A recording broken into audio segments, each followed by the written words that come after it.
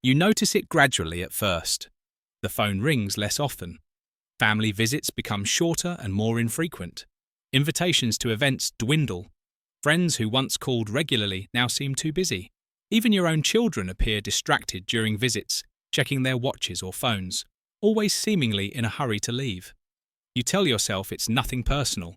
Everyone's busy with their own lives, but deep down, a painful question lingers. Have I become someone people avoid? If you've felt the sting of this growing distance, this subtle but unmistakable pulling away of people who once sought out your company, you're not imagining it, and you're certainly not alone. Today, I'm addressing the unspoken reality that millions of seniors face: the gradual social withdrawal of friends, family, and acquaintances as we age beyond 70. This isolation isn't just emotionally painful. Research shows it's as damaging to health as smoking 15 cigarettes daily, more harmful than obesity, and a stronger predictor of early mortality than most medical conditions. But here's what most seniors don't realise. This distancing often happens for specific, identifiable reasons that you have the power to change, if you understand what's really happening and take action before the distance becomes permanent. Stay with me, because I'm about to share the eye-opening reasons people may be creating distance from you, and more importantly, the practical, dignity-preserving ways to rebuild these essential connections before it's too late. The reality of social isolation among seniors is staggering. A recent study from the National Academies of Sciences found that over one-third of adults over 70 experience loneliness, with nearly a quarter having minimal contact with others for days or even weeks at a time. This isolation isn't just sad, it's dangerous.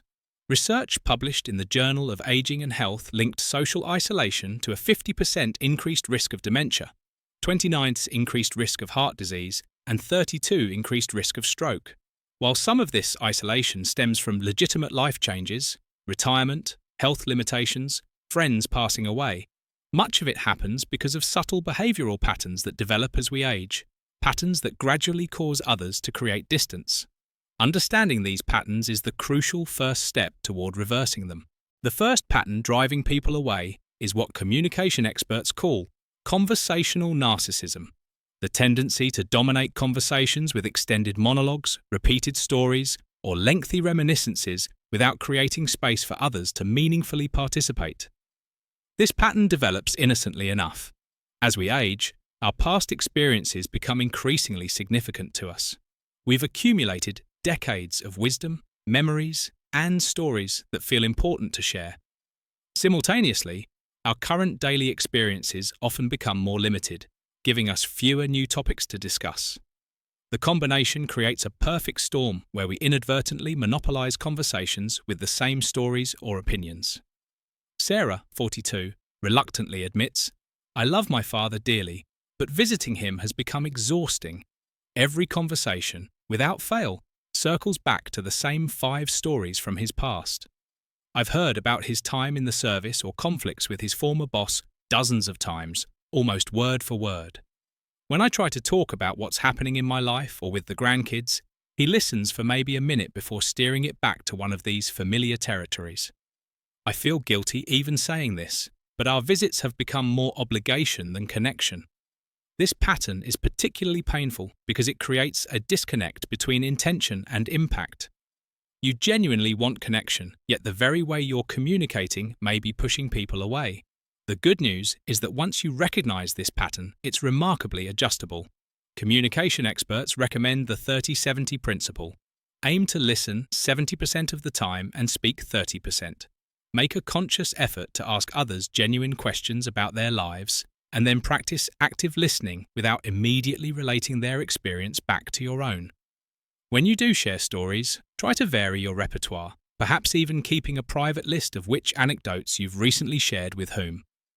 Most importantly, watch for subtle cues that someone is disengaging, glancing at their phone, looking toward exits, or giving short responses. These signals suggest it's time to shift the conversation dynamic by asking a question or explicitly inviting their thoughts. The third pattern pushing people away is excessive advice giving, the tendency to respond to others' situations with unsolicited solutions, corrections, or stories of how things were done in my day, rather than empathetic listening. This pattern develops naturally from a genuine desire to be helpful. With decades of experience, you've accumulated valuable wisdom. You've navigated countless challenges and learned important lessons. When loved ones face difficulties, your instinct is to share these insights to spare them hardship. Lisa, 36, describes her relationship with her 81-year-old grandfather. I love Grandpa's wisdom, but I've stopped sharing my real challenges with him because every mention of a problem in my life turns into a lecture about what I should do differently. When I tried explaining my work stress, he immediately jumped to telling me how I should speak to my boss, despite not understanding modern workplace dynamics. I know he means well, but I end up feeling judged rather than supported. What makes this pattern particularly damaging is that it often pushes away the very people you most want to help. Family members, especially younger generations, begin sharing less of their authentic lives because they want connection, not correction. Shifting this dynamic begins with a simple but powerful adjustment. When someone shares a challenge, ask, "Would you like my thoughts on this? Or would you prefer I just listen?" This question acknowledges your wisdom while respecting their autonomy. It creates space for them to invite your guidance rather than feeling it's imposed. When you do offer advice, try framing it as your experience rather than direct instruction. When I face something similar, here's what worked for me. This approach offers your wisdom while honouring that their situation may differ from your experiences.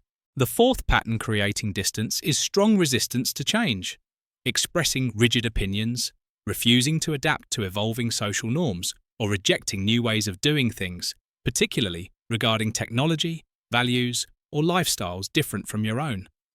This pattern stems from natural human tendencies that often intensify with age. As we grow older, familiarity provides security. We've developed systems and beliefs that have served us well for decades. Change requires energy and creates uncertainty, so resistance becomes a protective mechanism. Michael, 41, shares how this affects his relationship with his parents. "My folks are wonderful people with big hearts, but they're stuck in 1985. They refuse to learn how to text or email, which means we communicate far less than we could. When we're together, I have to endure comments about my children's screen time, my wife's career choices, even how we manage our household, all based on standards from a different era. I find myself editing what I share with them because I don't want another lecture about how things should be done." What makes this pattern particularly isolating is how it creates generational divides. When rigidity prevents adaptation to evolving social norms or technologies, meaningful connection across generations becomes increasingly difficult. Family members may limit visits or censor conversations to avoid conflicts over differing viewpoints or lifestyles. Breaking this pattern begins with cultivating what psychologists call a growth mindset, the belief that you can develop new capabilities and perspectives throughout life. Start by identifying one area where you might be resisting change unnecessarily, perhaps a communication technology your family uses, or a social viewpoint you've dismissed without fully understanding. Challenge yourself to approach this area with curiosity rather than judgment. If family uses texting to stay connected, consider asking a grandchild to help you learn. If conversations about social issues create tension, try asking questions to understand perspectives different from your own without immediately countering them. Remember that adapting doesn't mean abandoning your core values. Rather, it's about remaining open to new information and experiences that keep you connected to a changing world and the people you love who live in it. The fifth pattern creating distance is what gerontologists call the dependency dilemma. Either excessive self-sufficiency that rejects all assistance, or, conversely, placing too many demands on family members without recognizing their other responsibilities. This difficult balance emerges as health and mobility challenges increase. Some seniors respond by fiercely guarding their independence, refusing help even when genuinely needed, creating worry and frustration for family. Others swing to the opposite extreme, expecting family members to prioritize their needs above all other responsibilities. Jennifer, 46, describes caring for her 85-year-old mother. Mum refuses to consider assisted living or home help despite clearly struggling with daily tasks. She insists she's fine, but calls me for emergencies several times a week. often things that have been building for days but suddenly become urgent. I work full-time and have teenagers, but she seems to think I should be available whenever she calls. When I suggest professional help, she accuses me of trying to put her away. I feel trapped between neglecting her and neglecting my children and career. What makes this pattern particularly damaging is how it transforms relationships from mutual connections into caregiver-recipient dynamics. Adult children begin experiencing visits as obligation rather than connection. Seniors feel the shift from being wanted to being needed, further damaging their sense of dignity and equal standing. Addressing this pattern requires honest assessment. Are you refusing reasonable assistance out of pride, potentially creating larger emergencies later? Conversely, are you making demands without considering others' legitimate responsibilities and limitations?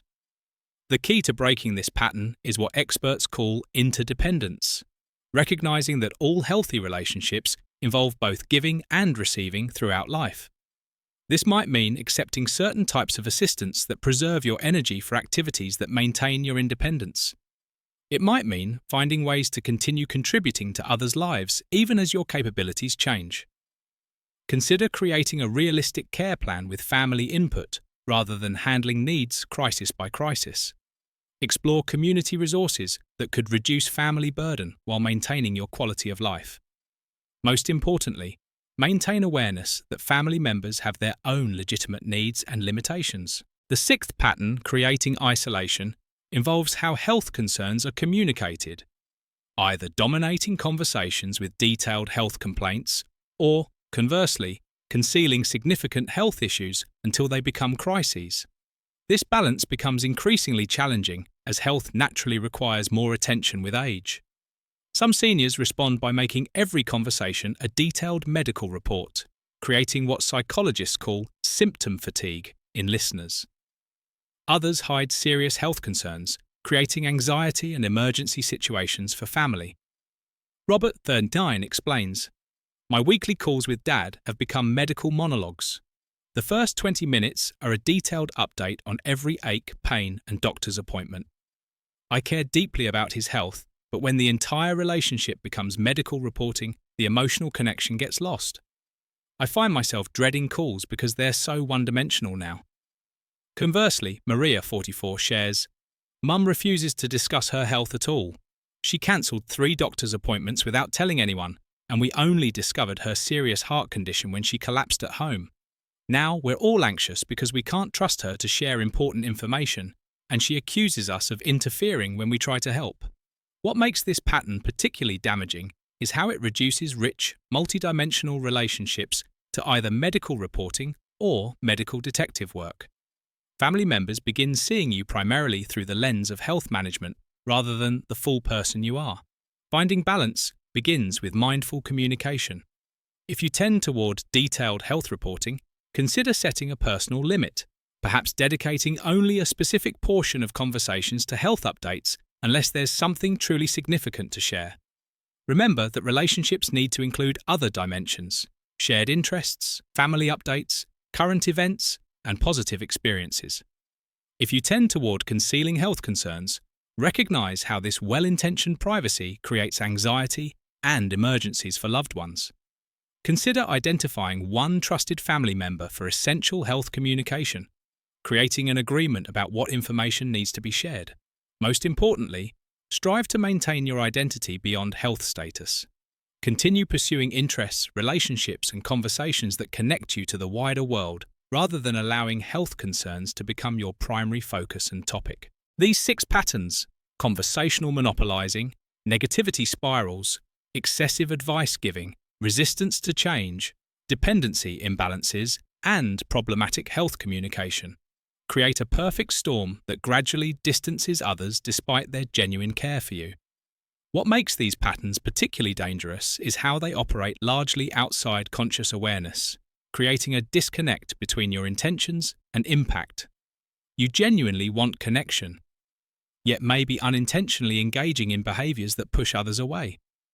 This gap between intention and impact often leads to hurt feelings on both sides.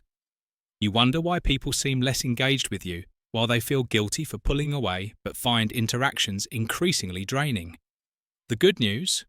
Research from developmental psychology shows that relationship patterns remain changeable throughout life. A study published in The Gerontologist found that seniors who made even modest adjustments to their communication styles reported significant improvements in relationship quality and frequency of contact within just 3 months. The journey toward rebuilding connections begins with honest self-reflection. Consider whether any of these patterns might be affecting your relationships. Perhaps ask a trusted friend or family member for candid feedback about your interaction patterns. Their perspective may reveal blind spots you can't see from within. Once you've identified patterns that might be creating distance, focus on making small, consistent adjustments rather than dramatic transformations. Psychology research shows that modest, sustainable changes are far more effective than short-lived major efforts. Remember that relationships are reciprocal. As you make these adjustments, you have every right to communicate your own needs as well.